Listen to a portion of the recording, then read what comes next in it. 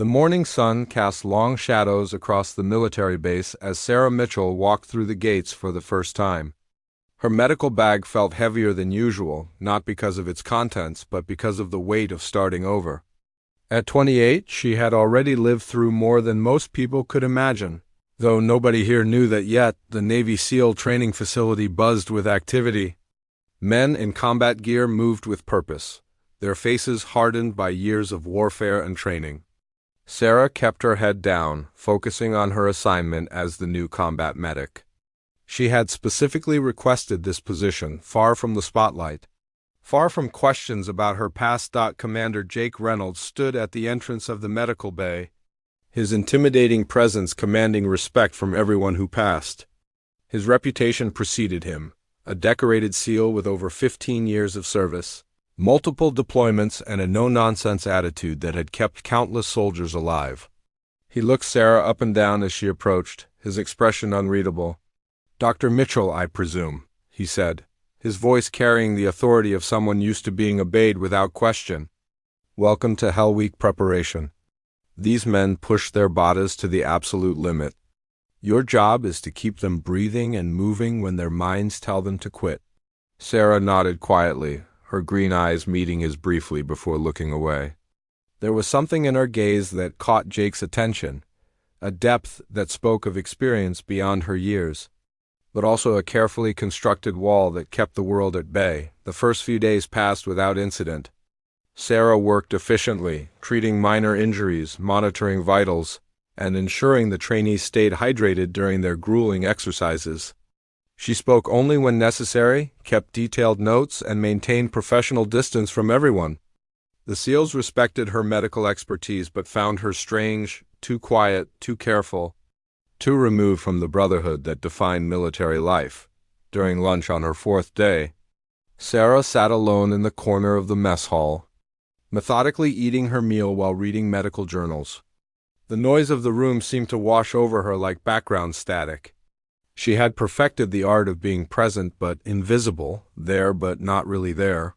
"Hey, Doc," called out Petty Officer Marcus Thompson, a young trainee with a cocky smile and too much confidence. "You ever treat anyone who's actually been shot? Or is all your experience from textbooks?" The question hung in the air like a challenge. Several other trainees turned to look, curious about their mysterious medic's background. Sarah's hand paused for just a moment as she turned a page, the only sign that she had heard the question at all.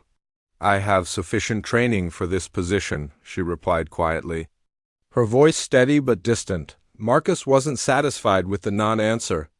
"Come on, Doc, we're sharing our lives with you out there. Don't you think we deserve to know something about yours? Where'd you serve before this?" Sarah closed her journal slowly and looked up at Marcus. For just a moment, something flickered across her face, pain, anger, or perhaps memory. But it disappeared so quickly that most of the men missed it entirely. Only Jake, who had been watching from across the room, caught the brief crack in her composure. "My previous assignments are not relevant to my duties here," Sarah said, standing up and collecting her tray. "If you'll excuse me, I have medical supplies to inventory." She walked away with measured steps, leaving behind a group of confused and slightly offended SEALs. They were used to the camaraderie that came with shared danger, the bonds formed through mutual respect and openness. Sarah's walls made them uncomfortable, suspicious. Even Jake followed her outside, catching up as she headed toward the medical bay. "Mitchell, wait up." She stopped but didn't turn around immediately. When she did, her professional mask was firmly back in place. "Yes, Commander?" "The men need to trust their medic completely. Lives depend on it. They're having trouble connecting with someone who won't share even the basics about her background." Sarah's jaw tightened slightly. "My medical credentials speak for themselves, sir.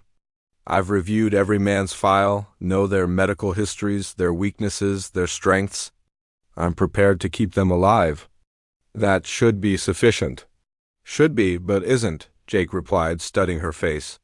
"Look, I don't know what happened to you before you came here, and I'm not asking you to share your life story.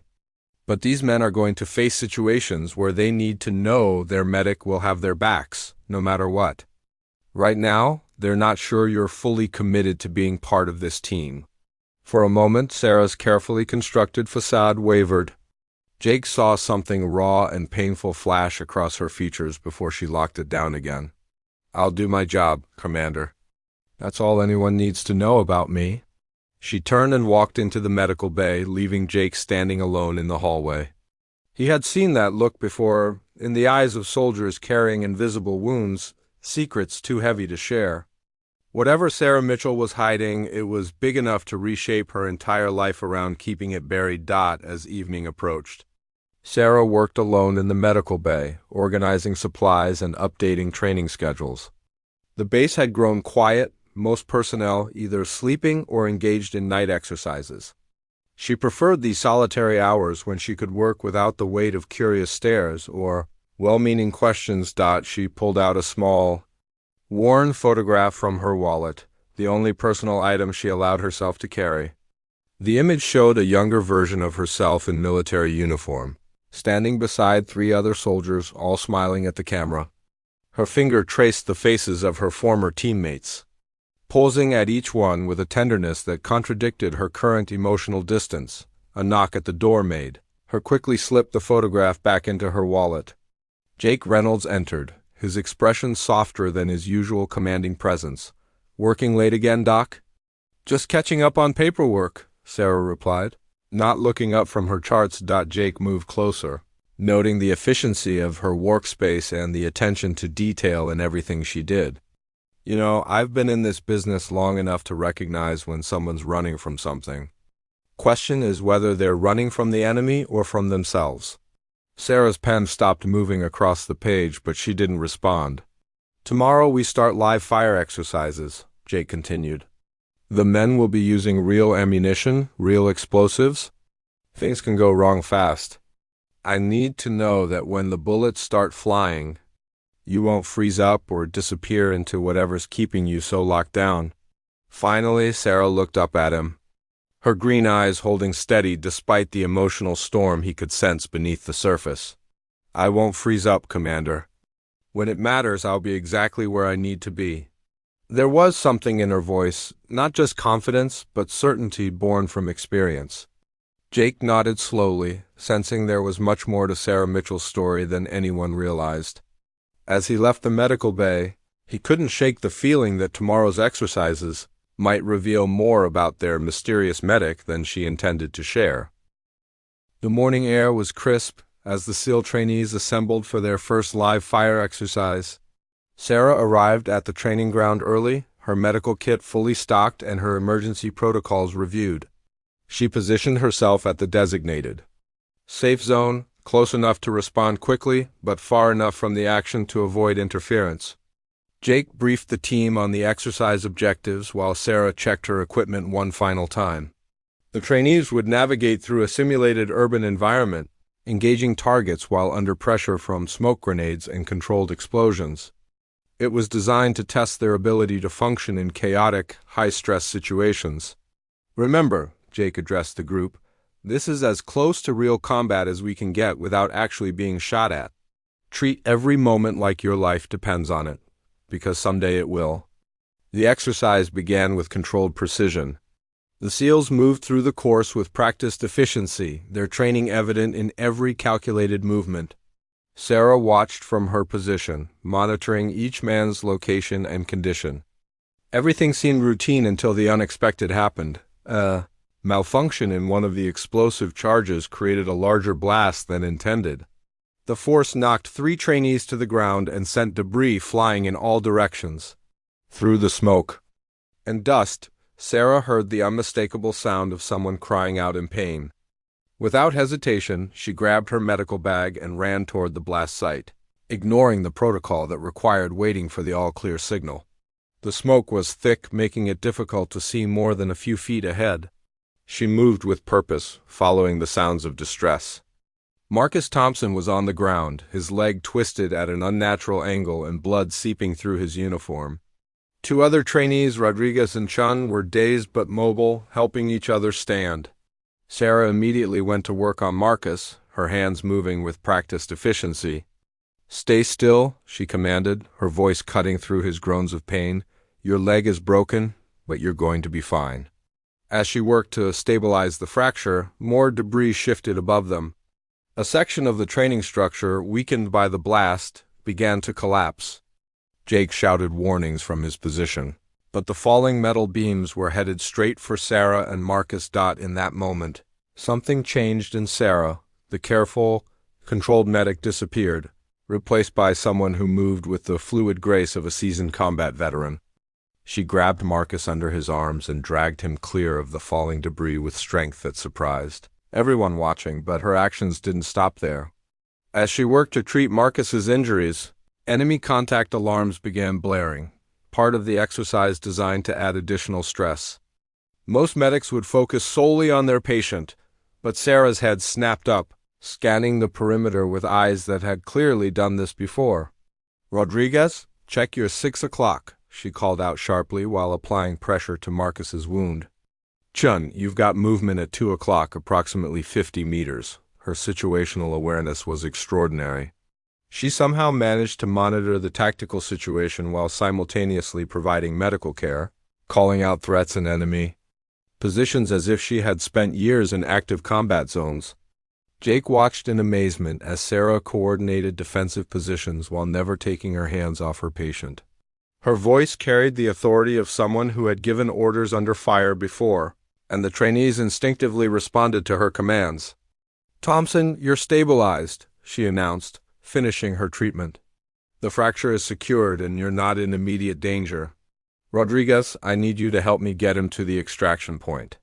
As they prepared to move Marcus, one of the training instructors, playing the role of an enemy combatant, emerged from behind cover closer than expected. The scenario called for the medic to call for help and take cover, but Sarah reacted differently. She assessed the threat in seconds, then smoothly drew her sidearm, a personal weapon she carried that most medics didn't bother with. Her stance was perfect, her aim steady, and her shot placement precise. The training instructor, wearing protective gear, went down with a hit that would have been fatal in a real engagement. The entire training ground fell silent. Even through the continuing exercise scenario, everyone present realized they had just witnessed something exceptional. Sarah Mitchell had just demonstrated combat skills that went far beyond standard medical training. She holstered her weapon and returned to Marcus as if nothing unusual had happened. "Let's get you out of here," she said calmly, helping Rodriguez lift the injured trainee. During the extraction, Sarah continued to direct the tactical situation with an expertise that left everyone speechless. She anticipated enemy movements, identified cover positions, and coordinated fire support with the precision of a seasoned infantry officer. When they finally reached the safe zone, Marcus was transferred to the base hospital while the other trainees stood around in stunned silence. Jake approached Sarah, who was calmly cleaning her medical equipment as if the last 30 minutes had been routine. "Where did you learn to shoot like that?" he asked quietly. Sarah didn't look up from her equipment. "Basic military training covers weapons proficiency." "That wasn't basic training, Mitchell. That was the shooting of someone who's been in actual firefights. Multiple firefights." For the first time since arriving at the base, Sarah's composure showed visible cracks. Her hands paused in their methodical cleaning, and Jake caught a glimpse of the pain she worked so hard to hide. "I did what needed to be done," she said simply. "And the tactical awareness? The way you coordinated defensive positions while treating a patient? The instinctive threat assessment?" Jake pressed. "Those aren't skills you learn in medical school." Sarah finally looked up at him, her green eyes reflecting a mixture of defiance and exhaustion. Some people pick things up quickly, but Jake wasn't buying the deflection anymore. He had served with enough combat veterans to recognize the signs. The way she moved under pressure, the automatic responses to threats, the seamless integration of medical and combat skills. Sarah Mitchell was no ordinary medic. Word of what happened during the exercise spread quickly through the base. The trainees who had witnessed Sarah's actions couldn't stop talking about it. Their mysterious, distant medic had just revealed herself to be something far more complex than any of them had imagined. That evening, as Sarah worked late in the medical bay once again, she felt the weight of exposure. She had worked so hard to blend in, to be invisible, to avoid drawing attention to herself. But in 30 minutes of crisis, she had undone months of carefully constructed anonymity. She pulled out the worn photograph again, staring at the faces of her former teammates. Her finger traced their features as memories flooded back, memories she had spent years trying to suppress. The laughter, the brotherhood, the shared dangers, and ultimately the mission that had changed everything.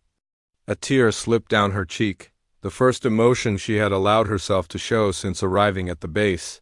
Tomorrow would bring questions she wasn't ready to answer, attention she couldn't afford, and scrutiny that might uncover secrets she had sworn to keep buried.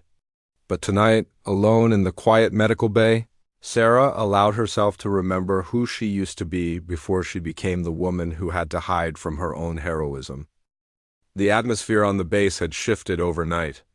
Word of Sarah's extraordinary performance during the training exercise had spread through every unit, every mess hall conversation, and every barracks discussion. The quiet medic who had kept to herself was now the subject of intense speculation and growing respect. Sarah arrived at the medical bay earlier than usual, hoping to avoid the curious stares and whispered conversations. She had barely begun her morning routine when Jake Reynolds appeared in the doorway, holding 2 cups of coffee and wearing an expression that meant business. "We need to talk," he said, setting 1 cup on her desk and settling into a chair across from her. Sarah continued organizing her supplies, not acknowledging the coffee or the implied command. "If this is about yesterday's exercise, I filed my medical report. Thompson's injury was properly treated and he's expected to make a full recovery." "You know that's not what this is about," Jake replied, leaning forward. "I ran some checks last night. Your personnel file is unusually thin for someone with your apparent level of experience. Most of your previous assignments are classified or redacted." Sarah's hands stilled for just a moment before resuming their methodical work. "I signed confidentiality agreements regarding my previous positions. I'm not at liberty to discuss classified operations." "Operations?" Jake caught the slip immediately. "Medical personnel don't usually refer to their assignments as operations, unless they were involved in something beyond standard medical care." The silence stretched between them, heavy with unspoken questions. Sarah finally stopped her busy work and faced him directly, her green eyes holding a warning. "Commander, I respect your concern for your men, but my background doesn't change my ability to do my job here. I've proven I can keep your trainees alive and healthy." "That should be sufficient." Before Jake could respond, Petty Officer Rodriguez appeared in the doorway, his face flushed with excitement and concern. "Excuse me, Commander Doc," he said, slightly out of breath. "We've got a situation with the new recruits. One of them is asking specifically for Dr. Mitchell." Sarah frowned. "I haven't treated any of the new arrivals yet." "What's the nature of the medical issue?" Rodriguez shifted uncomfortably. "It's not exactly medical, man. The recruit says he knows you from before. Says he served with you in Afghanistan. He's pretty insistent about seeing you." The color drained from Sarah's face so quickly that Jake immediately stood up, ready to catch her if she collapsed. Her carefully constructed world was crumbling around her, and she felt powerless to stop it. "What's the recruit's name?" she asked, her voice barely above a whisper. "Corporal David Hayes, ma'am. He just transferred in from the Army Rangers." Sarah closed her eyes and took a slow, deep breath. David Hayes, she remembered him well. He had been part of her team during her last deployment, one of the few survivors of the mission that had ended her military career and nearly destroyed her life. "I'll handle this," Jake said, sensing Sarah's distress. "You don't have to see him if you don't want to." But Sarah was already moving, her professional mask sliding back into place despite the emotional turmoil underneath. "No, Commander. If Hayes is here, he won't stop until he gets answers. It's better to deal with this directly." They found David Hayes in the recreation area, pacing back and forth like a caged animal. He was a tall, lean man with prematurely gray hair and eyes that had seen too much. When he spotted Sarah, his face broke into a mixture of relief and disbelief. "Sarah!" "I can't believe it's really you," he said, moving toward her with open arms. Sarah stepped back, maintaining her distance. "Corporal Hayes, I understand you requested to see me." David's smile faltered at her cold reception. "Sarah, it's me, David. We served together in Kandahar.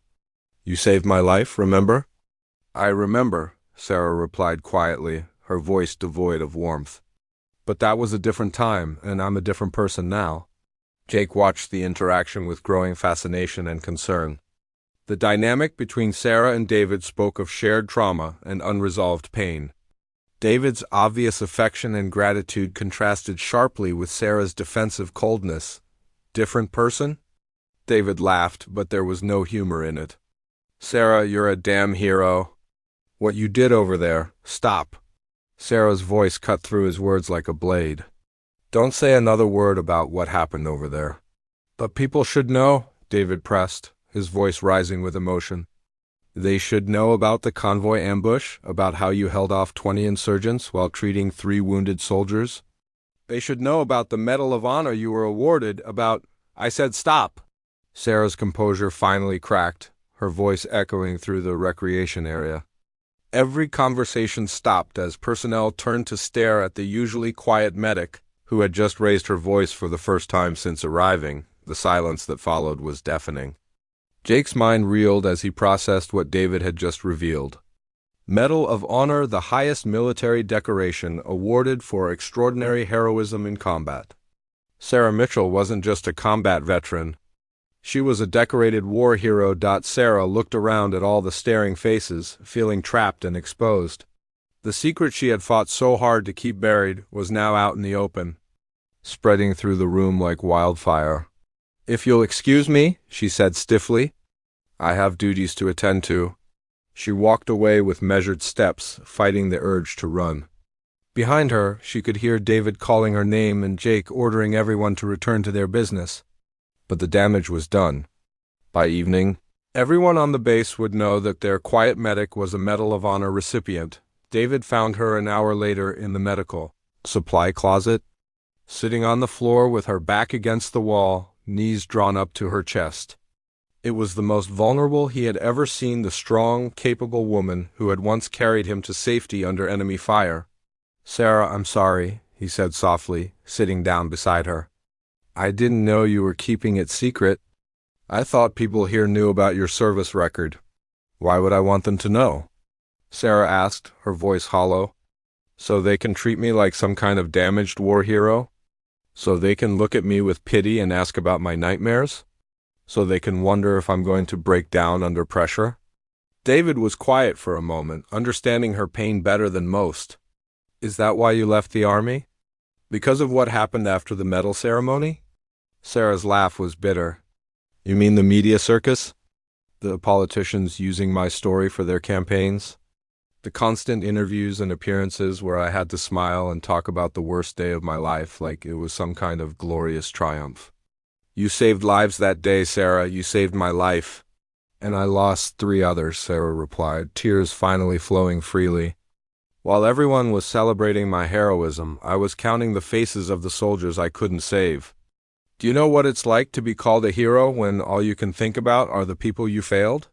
David reached out and took her hand, squeezing it gently. "You didn't fail anyone. You did everything humanly possible and more. Tell that to the families of the soldiers who didn't make it home." They sat in silence for a while, 2 veterans sharing the weight of memories that civilians could never understand. Finally, David spoke again. "Running away won't make it hurt less, Sarah. I tried that for 2 years after I got out. But the guilt and the pain follow you wherever you go." "I'm not running away," Sarah protested weakly. "I'm trying to do good work without all the baggage that comes with being a poster child for military heroism."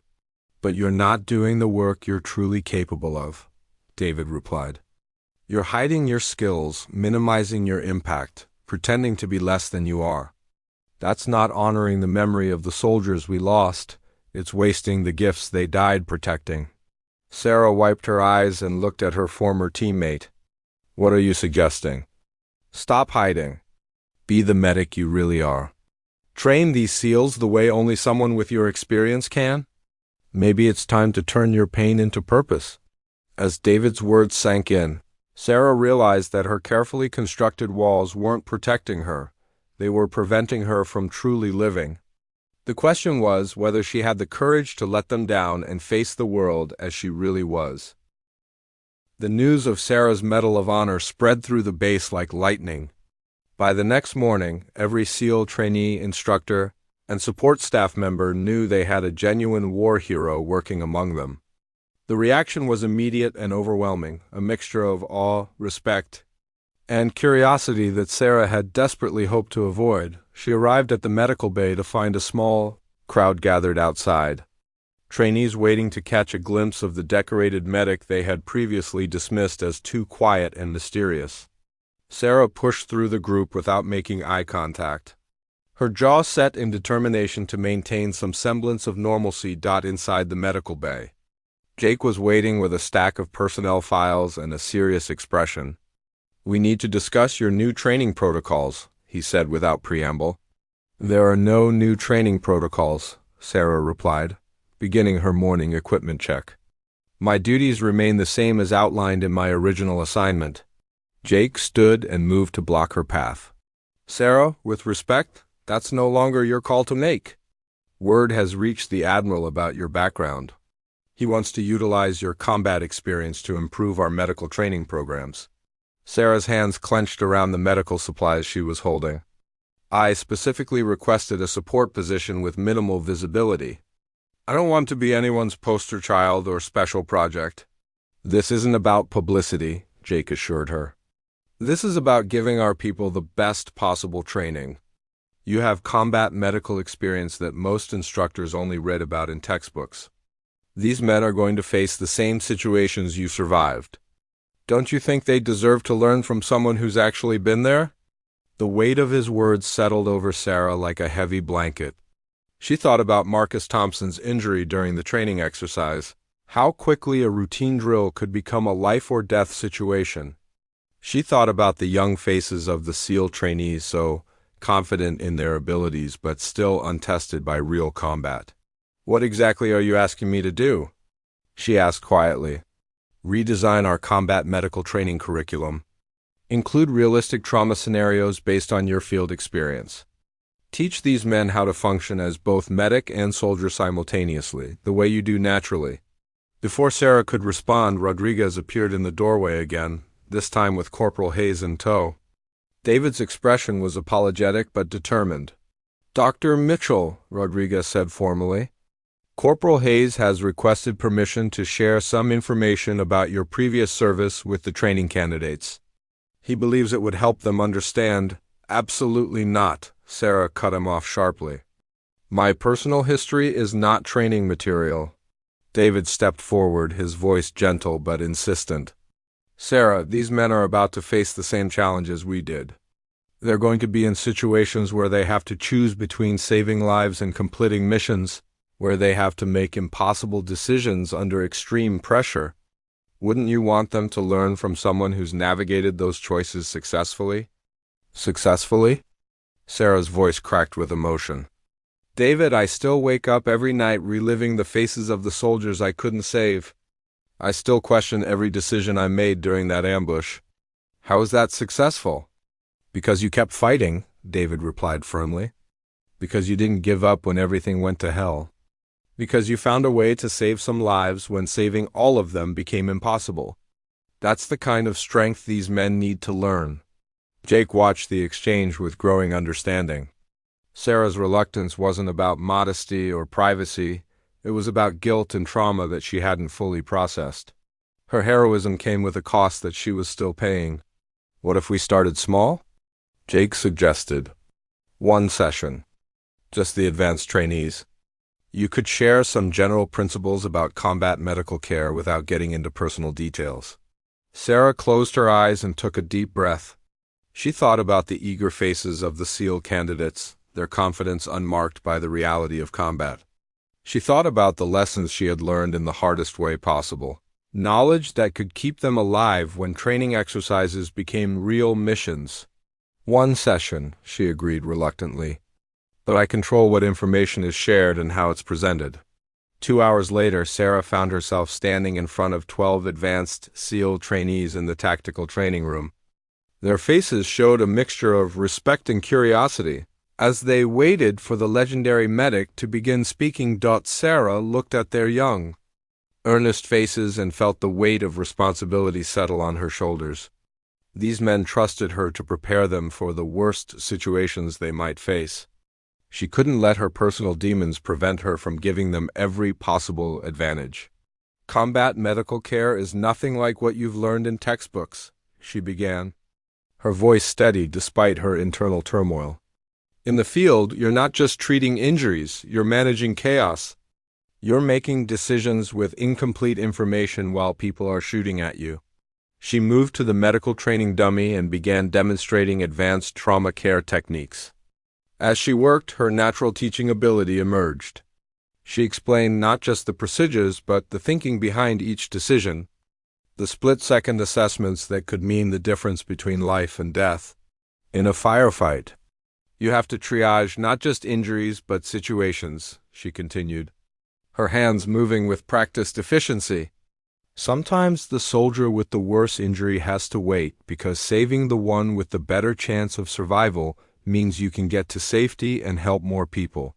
One of the trainees, a young man named Peterson, raised his hand. "How do you make that kind of decision, ma'am? How do you choose who to help first when everyone needs immediate care?" Sarah paused, her hands stilling on the training equipment. The question brought back vivid memories of that day in Afghanistan, of looking at wounded soldiers and having to make impossible choices with enemy fire raining down around them. "You don't have time to think about it," she said quietly. "You assess the situation, use your training, and trust your instincts. And then you live with the consequences, whatever they are." The room was silent as the weight of her words sank in. These trainees had been preparing for combat scenarios in abstract terms, but Sarah was giving them a glimpse into the emotional reality of making life-and-death decisions under extreme pressure. As the session continued, Sarah found herself opening up more than she had intended. She shared tactical medical techniques she had developed in the field, explained how to maintain combat effectiveness while providing medical care, and demonstrated the kind of multitasking that had saved lives during the convoy ambush. "The most important thing to remember," she concluded as the session ended, "is that you can't save everyone. That's not a failure, it's a reality of combat. Your job is to save as many as you can and keep fighting until the mission is complete." After the trainees filed out, Sarah sat alone in the training room, emotionally drained but oddly relieved. For the first time since arriving at the base, she had used her full abilities without holding back.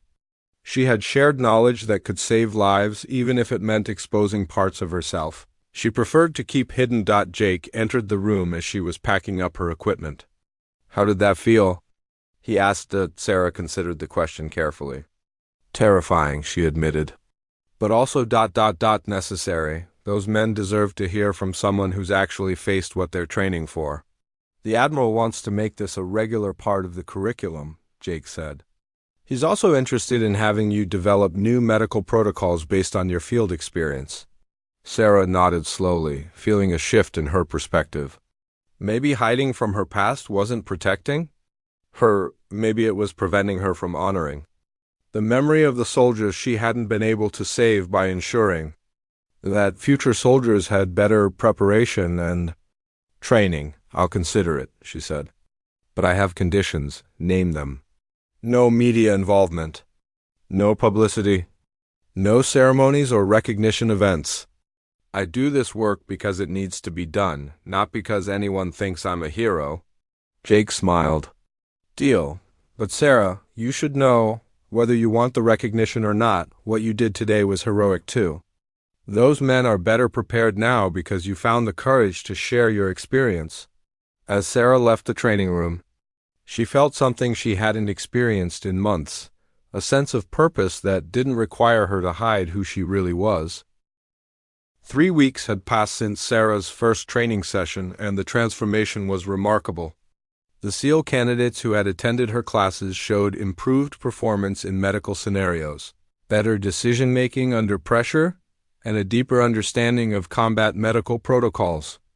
Word of her teaching effectiveness had spread throughout the Naval Special Operations community. Sarah found herself settling into a routine that balanced her clinical duties with increasingly sophisticated training programs. She had developed new simulation scenarios based on real combat situations, created advanced medical protocols for field operations, and established herself as an invaluable resource for the SEAL program. However, her growing visibility came with consequences she hadn't anticipated. Military medical journals wanted to interview her about her innovative training methods.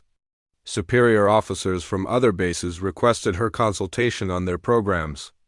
Most troubling of all, a military journalist had begun investigating her background for a potential feature story about Medal of Honor recipients in current service. The pressure was building, and Sarah could feel her carefully reconstructed life beginning to crack under the weight of unwanted attention.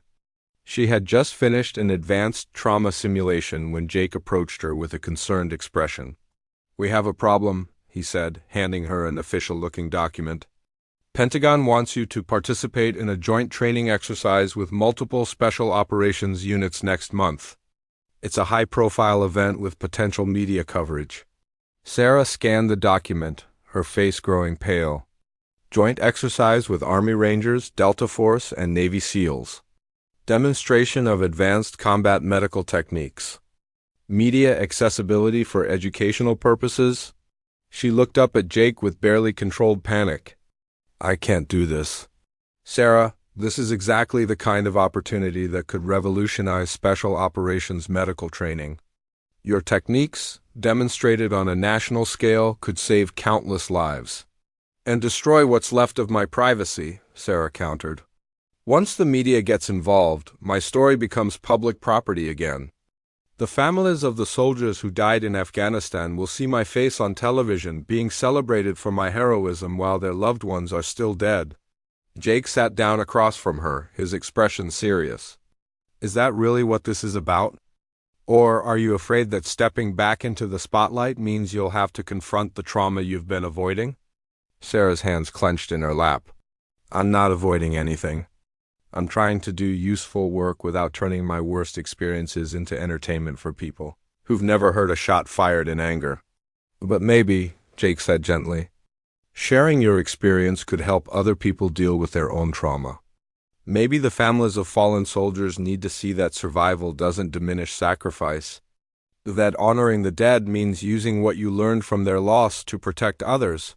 Before Sarah could respond, David Hayes appeared in the doorway. His expression was urgent, and he was slightly out of breath from running. "Sarah, we've got an incoming medical emergency," he announced. "Helicopter crash during a training exercise off the coast. Multiple casualties, severe trauma cases. They're requesting you specifically for the medical team." Sarah stood immediately, her training overriding her emotional turmoil. "How many casualties? What's the ETA?" 4 confirmed casualties, 2 critical. 8 to 15 minutes. "But Sarah," David paused, his expression troubled. "One of the critical cases is Marcus Thompson. His unit was doing advanced flight training when the helicopter went down." The news hit Sarah like a physical blow. Marcus, the young trainee she had treated during the training exercise, was now fighting for his life. Without another word, she grabbed her medical kit and headed for the emergency medical bay. The next few hours passed in a blur of intense medical activity. The helicopter crash had resulted in severe injuries, multiple fractures, internal bleeding, traumatic brain injury, and severe burns. Sarah found herself leading a team of doctors and nurses, coordinating care for 4 critically injured SEALs. Marcus Thompson was unconscious when they brought him in, his condition far worse than his previous training injury. He had sustained multiple trauma, broken ribs, punctured lung, and significant head trauma. Sarah worked on him with the focused intensity that had made her legendary during her combat deployment. As she fought to stabilize Marcus, the irony of the situation wasn't lost on her. Here she was, using every skill she had developed through tragedy and loss to save the life of a young soldier who reminded her why she had become a medic in the first place, his vitals are stabilizing," announced Dr. Williams, the senior physician working alongside Sarah. "Your field techniques are keeping him alive. I've never seen medical care like this outside of a war zone." Sarah didn't respond, her entire focus on Marcus's condition. She monitored every breath, adjusted medications with precision born from experience, and made split-second decisions that demonstrated the expertise she had gained through the worst possible circumstances. 6 hours later, all 4 casualties were stable. Marcus remained in critical condition but was expected to survive. As Sarah finally stepped away from the medical bay, exhaustion and emotion overwhelmed her. She had saved lives again, using skills that had been forged in the crucible of combat trauma. Jake found her sitting outside the medical facility, staring at the sunset with tears streaming down her face. He sat beside her without speaking, understanding that she needed time to process what had just happened. "He's going to be okay," Sarah said finally, her voice hoarse from hours of giving medical commands. "Marcus is going to make a full recovery." "Thanks to you," Jake replied. "Thanks to training, experience, and a lot of luck," Sarah corrected. "The same training I've been sharing with your teams?" They sat in comfortable silence for several minutes before Sarah spoke again. "The families of the soldiers who died in Afghanistan, they didn't get this outcome. They didn't get their sons and daughters back, despite everything I tried to do. But the skills you developed trying to save them just saved 4 lives today," Jake pointed out. "Maybe that's how you honor their memory, by using what their sacrifice taught you to protect others." Sarah wiped her eyes and looked at Jake with a new resolve. "The joint training exercise," she said. "If I participate, can you guarantee that the focus stays on training and education, not on my personal story?" "I'll make sure of it," Jake promised. "And can you arrange for the families of the soldiers from my unit who were killed in Afghanistan to be involved in the program development? I want their input on how their loved one's sacrifice should be remembered and honored." Jake smiled. "I think that can be arranged." As Sarah stood up to return to the medical bay and check on her patients, she felt something shift inside her. For the first time since leaving the army, she wasn't running from her past. She was transforming it into something that could protect future soldiers. The young woman, who had hidden from her heroism, was finally ready to embrace the responsibility that came with survival. Marcus Thompson and the other injured SEALs were alive because she had chosen to be more than just a quiet medic in the background. Maybe it was time to stop being afraid of who she really was and start using her experiences to ensure that other medics would be ready when their moment of crisis arrived. 6 months later, the Joint Special Operations Training Facility buzzed with activity as representatives from the Army Rangers, Delta Force, Marine Force Recon, and Navy SEALs gathered for the most comprehensive medical training exercise ever conducted. Sarah stood in the main briefing room, no longer the quiet, hidden medic who had arrived at the base almost a year earlier. The transformation was remarkable. She wore her uniform with quiet pride, her posture confident and assured. The haunted look that had shadowed her eyes for so long had been replaced by a sense of purpose and peace. She had found a way to honor her past while building a future that served others. "Ladies and gentlemen," Admiral Richardson addressed the assembled Special Operations personnel, "Dr. Sarah Mitchell will be leading today's training exercises. Her innovative medical protocols and combat-tested techniques have already revolutionized our SEAL medical training program." Sarah stepped forward, her voice clear and strong as she addressed the group. "Today we're going to focus on integrated medical and tactical operations. You'll learn how to provide life-saving medical care while maintaining combat effectiveness, how to make triage decisions under fire, and how to coordinate medical evacuation in hostile environments." In the front row sat 3 people who meant more to her than anyone else in the room. Margaret Thompson, Marcus's mother, had become an advocate for improved military medical training after her son's recovery. David Hayes had accepted a position as her training partner, helping to develop new protocols. And Dr. Elizabeth Morrison, the widow of one of the soldiers killed in Sarah's original unit, had worked with Sarah to establish a memorial scholarship program for combat medics. Before we begin, Sarah continued, I want to acknowledge that every technique we'll practice today was developed through the sacrifice and experience of soldiers who didn't make it home. We honor their memory not through silence, but through ensuring that future soldiers have every possible advantage in similar situations. The training exercises that followed were intensive and realistic. Sarah had designed scenarios based on actual combat situations, incorporating lessons learned from her deployment in Afghanistan and other real-world experiences.